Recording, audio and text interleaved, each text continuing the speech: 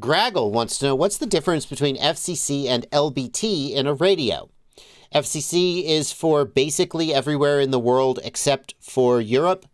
LBT is for Europe. LBT stands for listen before talk. There is a regulation in Europe that has to do with it's a 2.4 gigahertz band, where before they transmit, they have to listen to make sure that no one else is transmitting or some other nonsense. It's not nonsense. It's just there's a different rule in Europe, and LBT stands for that rule. LBT will generally, I think it reduces the output power of the radio. So I shouldn't say most, but a lot of people in Europe still run the FCC firmware. They are breaking the rules. I don't think it's that big of a deal, though. Daniel Harmon says, hey, I need help replacing the stack in the Iflite Nazgul HDV2 to replace the Success F7 and 40 amp ESC. Does it have to be 20 millimeters? Whether it has to be 20 millimeters or not depends on your frame. You have the Nazgul V2, and I believe the Nazgul V2 frame has 30 millimeter mounting. Because they went to 20 millimeter mounting in the Evoque. Right? I'm pretty sure that's the case.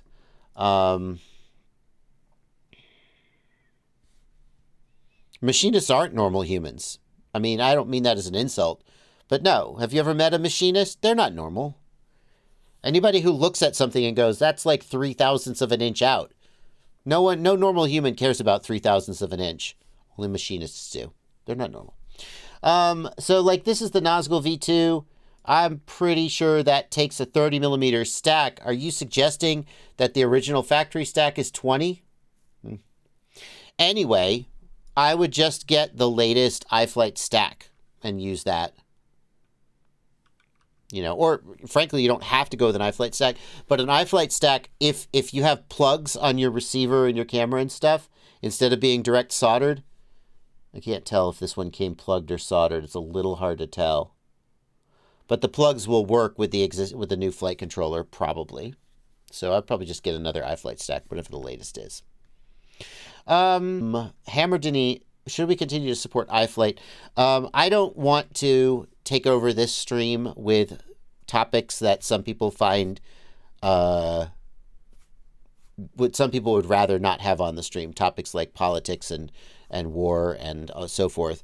I have feelings about that. I don't shy away from those feelings, but I also don't shove them in your face because some people come here to talk about FPV, and I want to respect that mostly.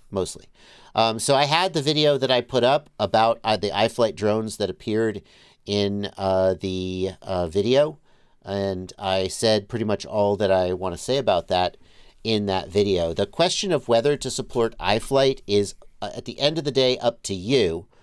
My takeaway is that most of the people watching this probably would continue to support Iflite. And if you don't know what I'm talking about, you'll have to go watch the video. But if you support Ukraine, then the people who people from Ukraine who are tied to that sort of thing say, we also buy Iflite drones, and please don't make a big stink about this because we would like to keep doing that. So the Ukrainian side says, please don't boycott Iflite. Just let it go. If you support Russia, well, I'll keep it non-political. You're probably happy that Iflite drones showed up in a Russian video, and why would you boycott Russia? So good for you. And if the only person who would boycott Iflite about this would be a person who you'd have to make a few leaps to get to a place where you're like, and therefore screw Iflite. I think that those leaps are not supported by evidence. So I would say that most people watching this, unless you just are mad that their drones are being used in that way at all, but then how could they even prevent it? You'd have to believe that they could prevent it and be mad that they didn't. And I think that's not likely. So the moderators are in the chat, and we're not going to go down this road to a nasty, unhappy place in the chat. But I did feel like respecting the super chat by answering the question. Also, just to be clear, we have another video about it on the Clips channel from the news where we talked about this in another set of details. So any takes you need are all there, already done. Yep. Steve Tricks says the plug broke off this TMotor 60 amp alpha ESC. There doesn't seem to be a way to solder to the flight controller. Can it be repaired?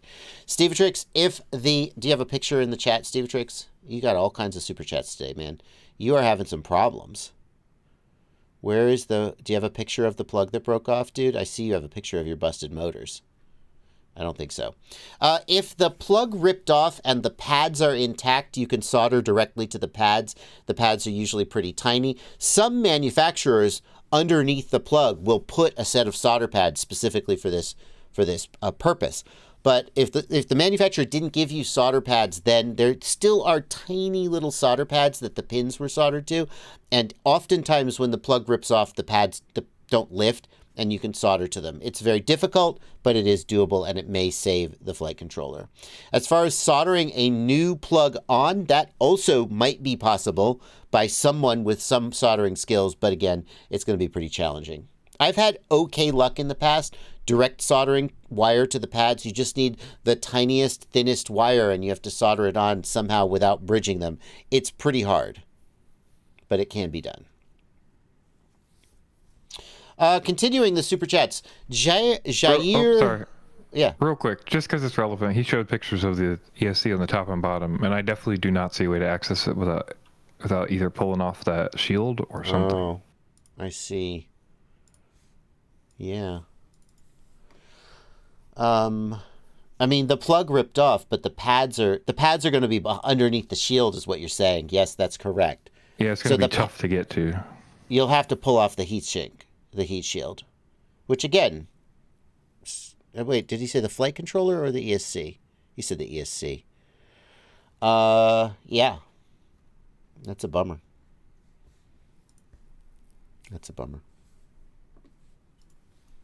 Thank you, sir. Lobo FPV, thank you for a giant $20 super chat. I want to thank you for your help a few weeks ago via email. I caught the replay of yesterday's live stream, and you are spot on with your rant. That rant about remote ID yesterday, Blunty? Is that what was that? Yeah, that was a lot of the stream yesterday was remote ID. Okay. I would have guessed that was the rant. Yeah, probably like 45 minutes. We'll try not to do that today. Yeah, I think I ranted about remote ID for I didn't rant about remote ID as much as I did rant about XJet. I feel bad doing that. I wish I could.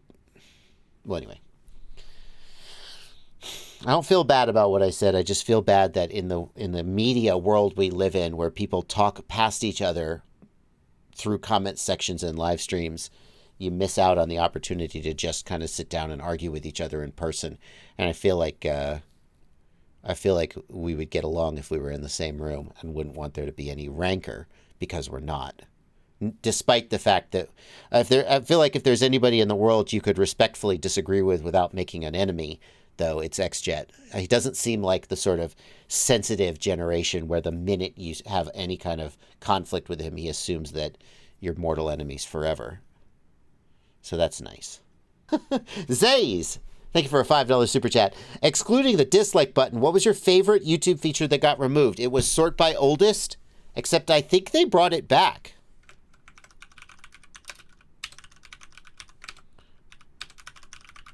Let's find out. We'll go to one of my favorite YouTube creators, Video Game Donkey. And we go to videos. And yes, it's back! It is back! Sort by oldest. Because you can go back and you can look at their oldest videos. Jesus Christ, his oldest video is only from 12 years ago. You could go back and you can watch these people's oldest videos. My son, oh gosh, he used to frickin' love this guy. And it's so weird because like this guy, Dan, some of you who are parents probably know Dan TDM. Some of you kids probably grew up watching Dan TDM. That's how young some of my viewers are. This freaking guy, he makes Minecraft content, and right now he is a middle-aged man with at least one, maybe more children and a wife. And like it drives me. I click on oldest and I go back. Originally, he didn't put his freaking face in his videos. I've gone back and looked at his oldest videos. Where did he start putting his face in his videos? See, you couldn't do this when YouTube got rid of sort by oldest. 9 years ago. It can't have been just 9 years ago that he... How long was he? 10 years ago? 10 years ago. Jeez. He's not even middle-aged. Is that possible? Here we go. He started putting his face in stuff. Hey, and I think that's an add-on that you have that's creating the oldest button. I heard they... I don't have Reddit said that no, they're just rolling it out selectively. Reddit said that they brought it back. It's not... I don't think it's an add-on. Oh, weird. Okay. But that's my... Yeah. Okay. I think they roll features out selectively sometimes. I used to go back and look at this punk 9 years ago. Only that seems younger than that. Watch these old videos from people and look like how did they get started on their channel. It's really great. Just pick whoever you like, and go to their channel. Go to their videos. And then sort by oldest. If you don't have that feature, maybe you'll get it back when YouTube rolls it out. And just look at their oldest content and be like, huh, interesting. I love doing that. I really do. So that's my favorite feature that they got rid of. And now I think are bringing back.